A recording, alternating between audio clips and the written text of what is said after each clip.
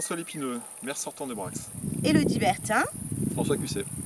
Alors on est ici au Coustalas, qui est le lieu où sera implanté le futur cimetière qu'on espère paysager, ainsi que les jardins partagés et le rucher école. Alors moi je me suis engagée avec Ozon Brax parce que c'est pour moi la seule liste qui a de véritables valeurs écologiques qui vont au-delà d'un simple schéma ou de quelques lignes dans un programme. Personnellement, je suis très impliquée dans la vie associative, dans les réseaux et les collectifs environnementaux. Et j'espère, pourquoi pas, que Brax devienne un village de la transition écologique. Et c'est la raison pour laquelle nous sommes aussi la seule liste qui avons rédigé un plan climat braxéen. Et je vous invite à le découvrir intégralement sur notre site internet ou alors quelques éléments dans notre dernière brochure que vous avez découvert dans vos boîtes aux lettres.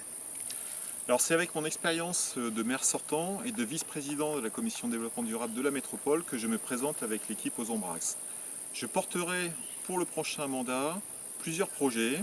Déjà celui du RER toulousain, donc j'ai fait une contribution avec mon groupe politique du mandat précédent, de manière à développer le TER en RER, avec un cadencement toutes les demi-heures, une tarification TCO et des plages horaires très importantes. Également je porterai l'amélioration de l'offre du bus 32, de manière à ce que le bus, le terminus, aille à la gare et ensuite desserve le lycée Mandela de Pibrac.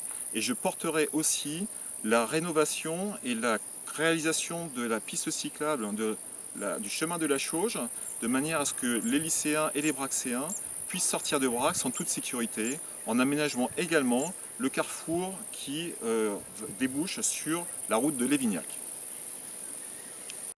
Alors personnellement, je ne suis pas un dogmatique de l'écologie, mais je me sens personnellement concerné par les conséquences du dérèglement climatique.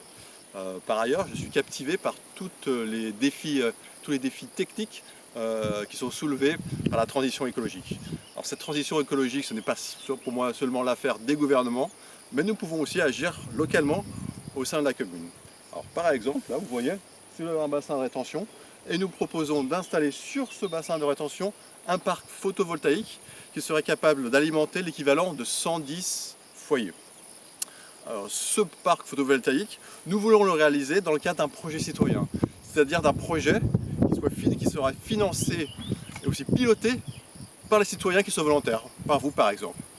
Donc en définitive, si vous êtes aussi motivé par participer pour agir concrètement pour le développement durable au niveau de la commune, nous vous invitons à nous rejoindre le 28 juin par votre vote.